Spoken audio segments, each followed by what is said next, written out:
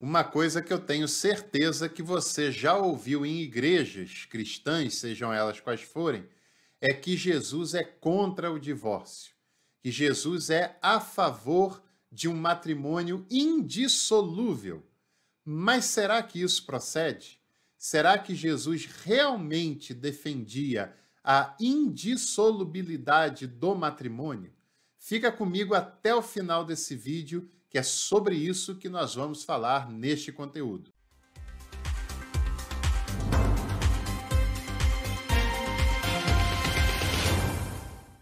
Aproveito também para falar com você que tem gostado do conteúdo que tem encontrado aqui no canal. Fala a verdade, aqui é uma escola teológica completa, com conteúdos de todas as áreas importantes da teologia.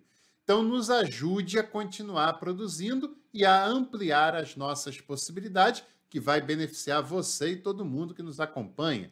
Clica ali em Seja Membro, escolha um plano que melhor te agrada, faça sua adesão e venha nos apoiar. E, além disso, você terá acesso a conteúdos exclusivos. Bom, pessoal, é claro que o matrimônio ou o casamento, né, como queiram chamar, é algo que deve ser muito importante na vida de qualquer pessoa. É algo que deve ser feito por amor, por vontade própria, motivados por esse nobre sentimento de amor de um para com o outro, e é claro que deve ser encarado como algo sagrado. Infelizmente, nem sempre é assim que acontece. Infelizmente, alguns casos saem fora desse combinado, né? Não acontecem dessa maneira. Alguns casos não acontecem de maneira tão amorosa como deveriam. E algumas igrejas, ou quase todas elas, continuam insistindo que haja o que houver, o casamento não agrada a Deus. Que haja o que houver, o casamento tem que ser até o final, até que a morte os separe. Mas será que isso se aplica a todos os casos? Será que essa regra não deve se aplicar apenas quando tudo sai conforme deveria ser um matrimônio? E será que sempre sai dessa maneira? Acho que não. E o maior problema, sabe qual é? Quando pessoas tentam se apoiar a versículos bíblicos que não estão dizendo o que elas gostariam que dissesse. Um dos textos mais conhecidos sobre isso está em Mateus, capítulo 19, do versículo 3 em diante, quando diz o seguinte, versículo 3 até o versículo 9, que diz: Alguns fariseus aproximaram-se dele e, para pô-lo à prova, perguntaram: É lícito ao homem repudiar a sua mulher por qualquer motivo? Mas ele replicou: Acaso não lestes? O Criador, no princípio, varão e fêmea os criou. E o que ele disse: Por isso deixará o homem o seu pai, a sua mãe, e se unirá à sua mulher, e serão ambos uma só carne. De modo que já não são dois, mas uma só carne. Portanto, o que Deus uniu, o homem não deve separar. Eles insistiram: Por que então Moisés ordenou dar uma carta de divórcio quando a repudia? E ele lhes respondeu: Moisés, por causa da dureza dos vossos corações, vos permitiu repudiar as vossas mulheres, mas no princípio não era assim. Porém, eu vos digo, aquele que repudiar a sua mulher, exceto por infidelidade sexual, e se casar com outra, comete adultério. Bom, vamos tentar entender algumas questões aqui. Primeiro, as pessoas que tentam a Jesus não são mulheres, nenhum deles. Todos homens, e todos eles têm uma característica em comum. Eles não têm uma dúvida sincera. Eles querem apenas perceber se Jesus vai escorregar ou não, porque eles já têm uma posição definida entre eles. Segundo, eles estão falando do que acontece, que era até inclusive muito banalizado. Os homens davam carta de divórcio para as mulheres por qualquer motivo, por um arroz queimado, por uma roupa mal passada, claro, usando termos do nosso tempo, né? mas por qualquer motivo eles davam carta de divórcio para as mulheres e para os homens que faziam as leis, inclusive religiosas, e se protegiam, estava tudo certo. Para as mulheres, não estava tudo certo. Mas elas não podiam falar nada. E Jesus está falando do mundo ideal, projetado por Deus e por ele, onde um casamento não seria apenas um arranjo social como era, mas uma relação de amor entre duas pessoas que se unem de tal forma que se tornam uma só carne. Ou seja, uma celebração que é unida por Deus. Mas nem todos os casamentos são unidos por Deus.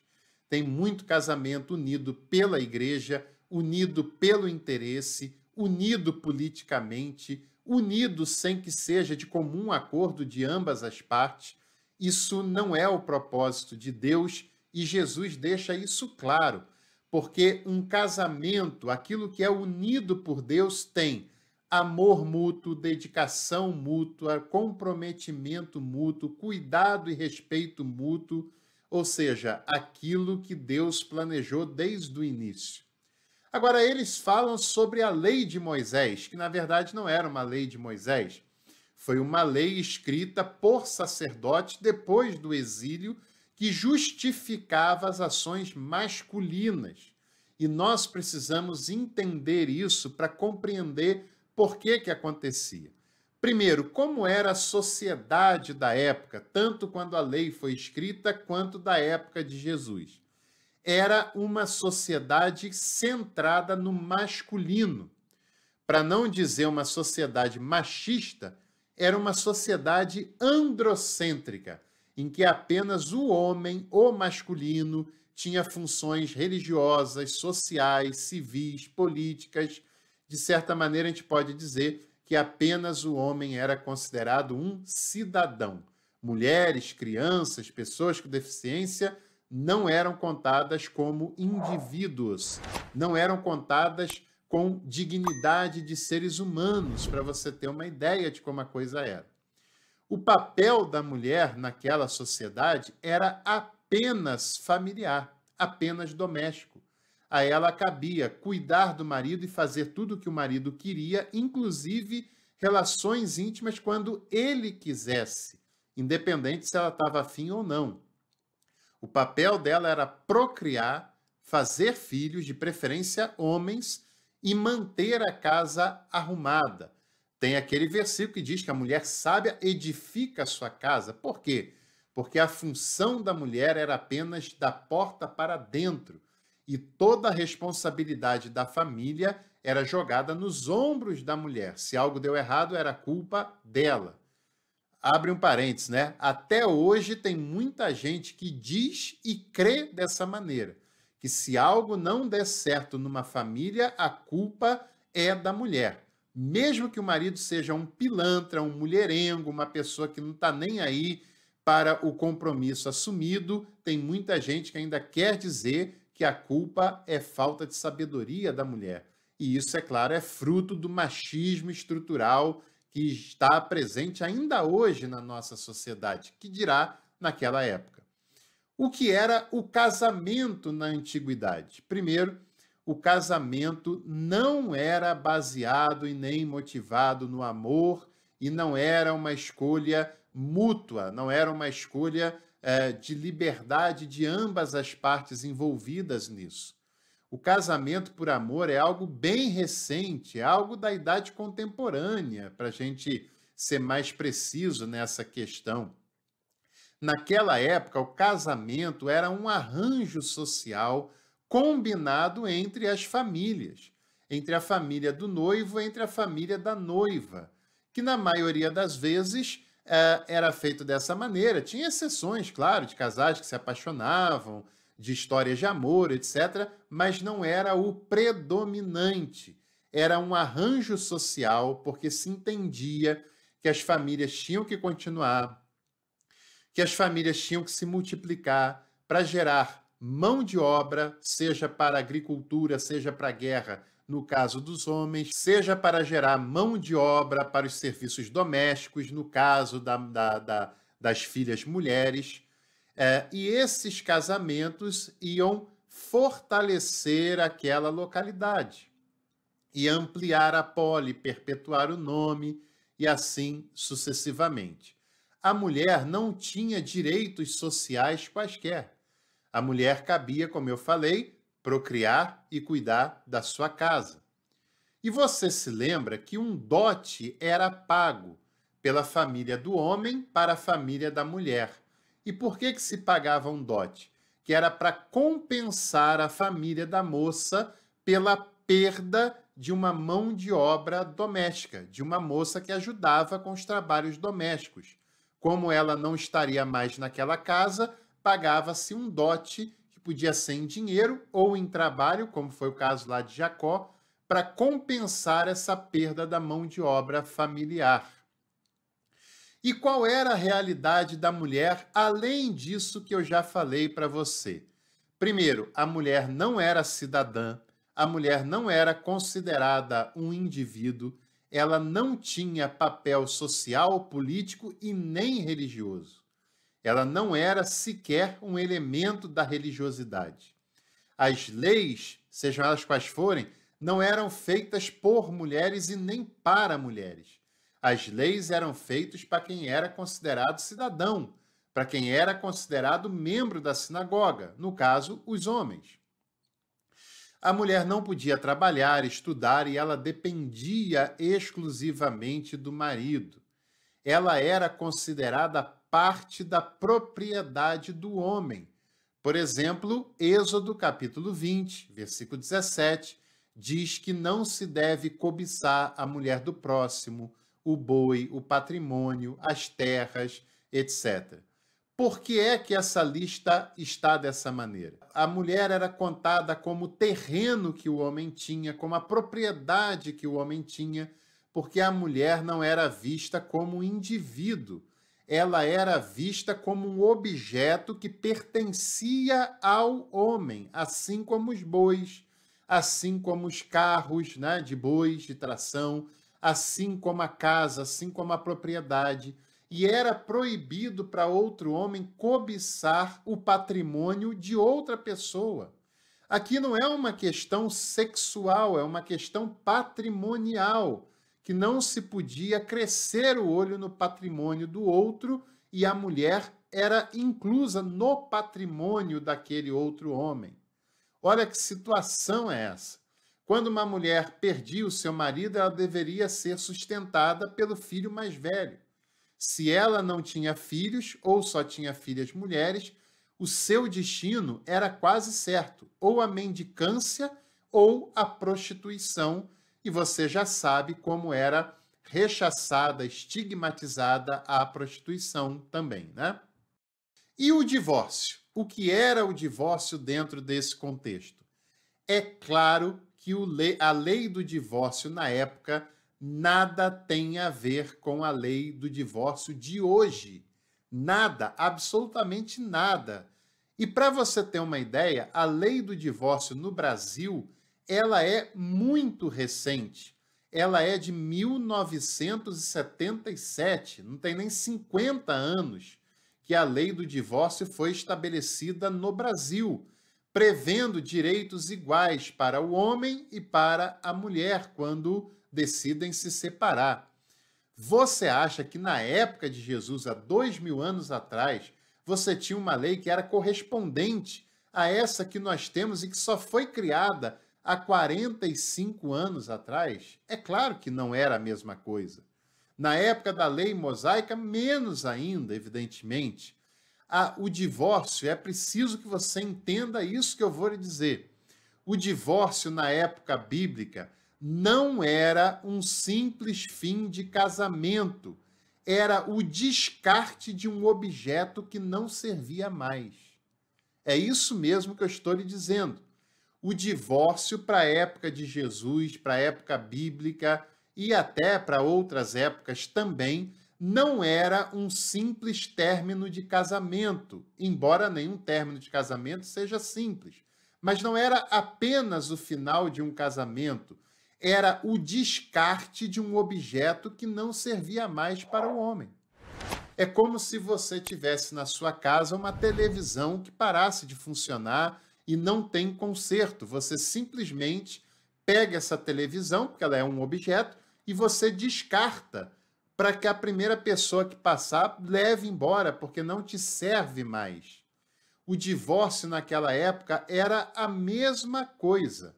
A mulher era um objeto do homem, era parte do patrimônio do homem, e quando ela não servia mais por algum motivo, banal na maioria das vezes, ela era simplesmente descartada por esse homem. Assinava uma carta qualquer, isso era unilateral, só dependia do homem, a mulher não tinha parte alguma nisso.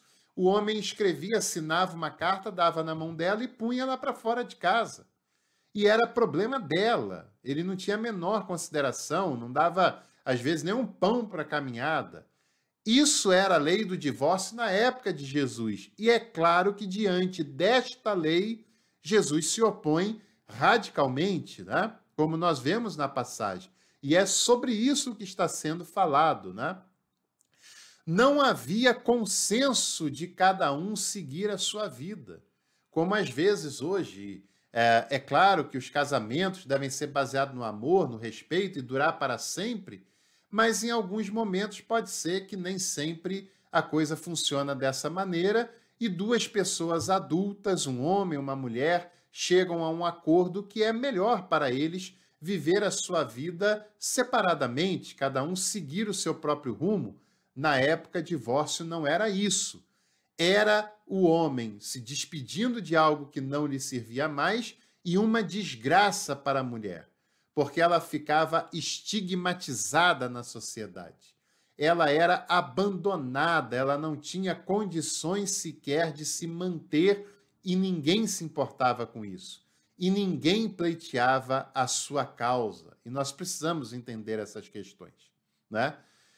Muitas pessoas insistem num casamento, muitas vezes hipócrita, de pessoas que não se gostam mais, de pessoas que não se dão bem, mas que insistem em manter um casamento apenas por causa das aparências daquilo que é exigido pelas instituições religiosas e às vezes pela própria sociedade.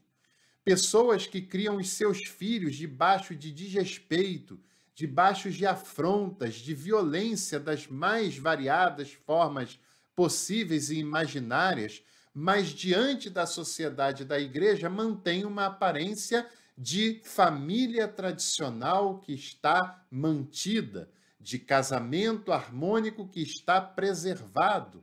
E ainda tem aquelas pessoas que acreditam que nem mesmo em casos de violência doméstica a mulher deve se divorciar. Alguns ainda dizem que a mulher deve orar para que Deus mude o seu marido, ou apenas com a morte do marido que ela estaria livre. Se você tem ouvido esse tipo de discurso, saia fora desse lugar, porque essa não é a vontade de Deus para você. Jesus nunca exigiu que pessoas se torturassem numa relação tóxica, violenta e infeliz. Jesus nunca exigiu que um casamento de fachada fosse mantido para que ninguém se opusesse a esse tipo de relação. Jesus nunca defendeu um casamento indissolúvel a qualquer custo. O que Jesus está fazendo nessa passagem é uma defesa da igualdade entre homens e mulheres, porque as mulheres nem sequer como indivíduo elas eram vistas. O que Jesus está fazendo é um posicionamento de justiça social, porque ele entende que não era justo despedir a mulher como um simples objeto que deu defeito e não ser garantida a ela nenhum tipo de direito. Uma mulher não podia se divorciar do homem caso ela quisesse. Ela tinha que ficar até o fim. Jesus se posiciona em prol da mulher contra a hipocrisia daqueles homens e a insensibilidade masculina que se manifesta de maneira muito clara e doentia nessa passagem e naquela sociedade de uma maneira em geral. Jesus entende que a mulher é vítima e ele está fazendo aquilo que ele sempre fez no seu ministério, se colocando do lado da vítima, do lado de quem é oprimido, se opondo a quem faz a opressão. É isso que Jesus está dizendo. Jesus está lutando em prol do direito das mulheres e se opondo à injustiça que aquela lei do divórcio fazia naquela sociedade. É sobre isso que nós estamos falando quando lemos a passagem de Mateus, capítulo 19, que obviamente aparece em Mateus, que tem todo esse contexto judaico, né, em torno dessa passagem, dessa história. Se você estiver aí pensando, então quer dizer que pode se divorciar por qualquer coisa, que qualquer casamento pode acabar de qualquer modo que seja, bom, se você entendeu isso, é sinal que a sua mente já está bastante corrompida pelos parâmetros da religiosidade. O que Deus uniu, o ser humano não deve separar. Mas, infelizmente, tem casos que não é uma união feita por Deus.